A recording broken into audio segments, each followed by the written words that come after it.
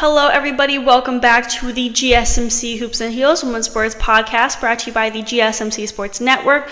This is our last final segment of the day. We just got done talking about Athletes Unlimited Softball League, how it's revolutionizing women's softball, and now we're going to be recapping the Red Bull Cliff Diving World Series that took place in Boston on Friday, June 7th to Saturday, June 8th. This has been the annual competition since 2009 and Boston was his 100th step, and we are going to recap the competition.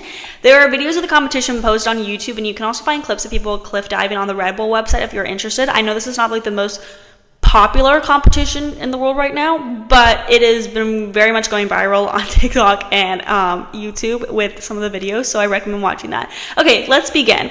Despite trailing in the rankings for the first three rounds of diving, defending World Series champion Rhiannan Iffland held her nerve on the final day as she bounced back to take a last-minute win. After taking the win, Iffland said, "To be honest, when I started today, I was kind of wishing that I got that final dive out of the way yesterday, but it seems to have worked out today. We might keep it that way. I'm not sure. We'll see how it goes at the next stop. We're going to Polagnano, a mare, and it's one of my favorite places to dive." So let's start with day one. So on day one, Canadian Simone, Canadian Simone Leathead's arm stand to 1.5 forward somersaults and a half twist. He officially kicked off the competition. The scene was set for an epic milestone event as round one got underway under pretty cloudy skies. With the women's required dives capped at a degree of difficulty of 2.6, it was all about power and precision. For wildcard Kaylea Arnett, her World Series debut couldn't have gone much better. The U.S. server made a mark with an incredible inaugural World Series dive, finishing in second place with 67.60 points, behind the current leader in the overall rankings, Molly Carlson. The Canadian diver's first place finish after round one with her reverse two somersaults in Boston could well have set her on an early path to victory at the 100th stop. As Athens proved, when it comes to winning, every point counts. After Carlson squeezed out rival Rhiannan Iffland by just 0.1 point at the last stop. Here in Boston, Iffland currently sits in third place after round one with 62.4 points to Carlson's 68.9. On day two, Dutch diver Jenny van Katwig's experience shone through, bookending a big back three somersaults with a one twist dive with a strong takeoff and stylish entry. Her airborne prowess earned Van Kwat the fourth place finish in round two and holding on to a sixth place finish at the close of round three. Iffland demonstrated her outstanding aerial awareness as she nailed her round two intermediate dive, a forward three somersault to a half twist, practically slicing through the surface of the Boston Harbor and picking up huge scores, two 9.5s and a 9.0 to pile on the pressure for Carlson. Meanwhile, Kaylea Arnett literally danced into day two off the back of a strong round one performance, with the animated 31-year-old proving she still had plenty of courage and consistency left in the tank for her first World Series appearance. Arnett's flexibility and power were on display, stronghold in round two. For optional dive in round three, Arnett dialed up the degree of difficulty and even outscored major player Iffland, a move that kept her in podium contention.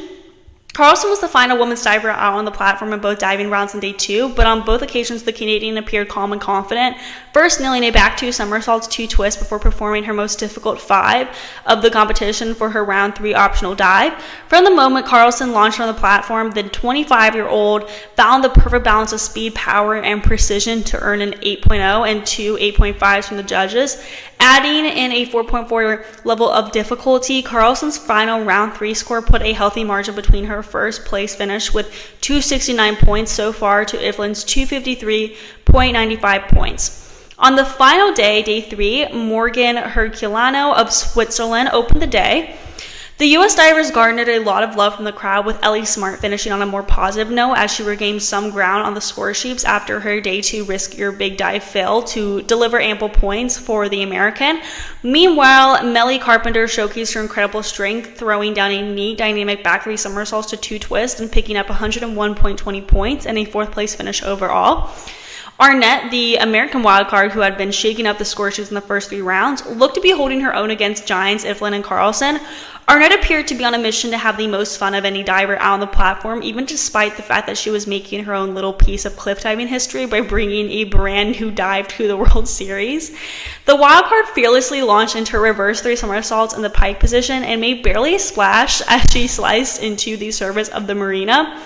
The jaw-dropping brilliance and tenacity of the Texas native earned an 8.0 and 2 8.5s from the judges, guaranteeing an astonished Arnett a place on the Boston podium. Iffland was first up as the 2 biggest names left in the lineup prepared to dive.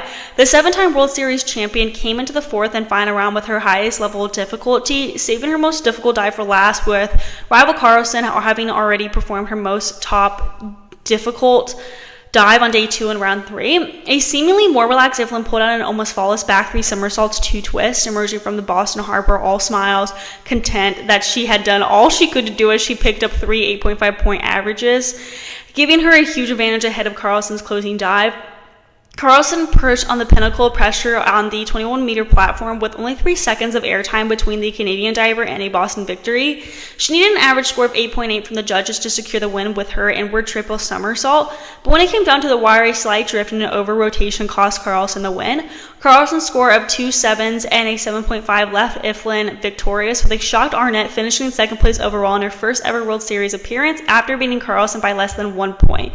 So now let's just go through the final scores, just to, make this clearer and, set this all straight, because it can be very confusing. Okay, so Iffland from Australia placed first. Her first dive got a score of 62.4. Her second got a score of 93.5. Third got a score of 98.05, and her 4th dive got a score of 112.2, which was her hardest dive of the competition. Her final score was 366.15, so she was ahead of the 2nd place competitor. And in 2nd place was Kaylea Arnett from the US. Her first dive got a score of 67.6. Her second got a score of 79.9. Her third earned a score of 99.45. And her 4th earned a score of 102.5. Her final score was 349.45. In 3rd place with Molly Carlson from Canada with the first dive score of 68.9. Second dive score of 90.1, third dive score of 110, and 4th dive score of 79.55. A final score of 348.55, so she was super close to 2nd place. In 4th place was Maylee Carpenter from the US, and her first dive got a score of 55.9. Second was 74.4, third was 90, and 4th was 101.2. She ended with a total score of 321.5, which is a pretty large gap between 3rd and 4th place, so it was very definitive who were the top 3 competitors, if that makes sense. In 5th was Simone Leathead from Canada, and her first dive got a score of 45.5, second was 86.7, third was 79.95, and 4th dive got a score of 89.7. Her final score was 301.85, and 6th was Jenny van Kawick from the Netherlands. Her first dive received a score of 59.8, her second received a score of 78.2, third 65.1, and her 4th received a score of 92. Her final score was 295.1. And 7th was Maria Paula Quintero, and her first dive got a score of 46.8. Her second was 68, her third was 66, and her 4th was 83.25. Final score was 264.05. So we're going to go to 8th place, but just so you guys know, there were a total of 12 competitors. And 8th was Amy Harrison. Her first dive received a score of 53.3. Her second received a score of 66.65. Third received a score of 72.15. And her 4th received a score of 66. Her final score was 258.1. One of the main reasons Iffland was able to get such a good score was because of her level of difficulty. She did not back down in that area at all. It's kind of like the same thing with gymnastics. When you have that level of difficulty that is just so much greater than everybody else's, like there's no way anybody else is going to beat you. Like your level of difficulty just makes you higher than all the other contenders. That's just how it works. Anyway, that concludes our show for today. Thank you guys for tuning in to the GSMC Hoops and Heels Women's Sports Podcast presented to you by the GSMC Sports Network. Your support means a lot to us, so please remember to subscribe to the show and leave a positive review. It really does make a difference. We also invite you to follow us on Facebook, Twitter, TikTok, and Instagram for more content and updates. Thank you guys once again and have a wonderful day.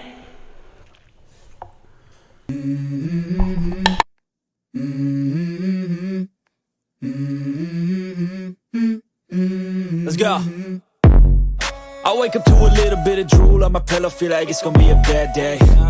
Yeah, I'm tired of shit, and the coffee ain't hit yet, damn, ain't that great. I don't wanna go to work.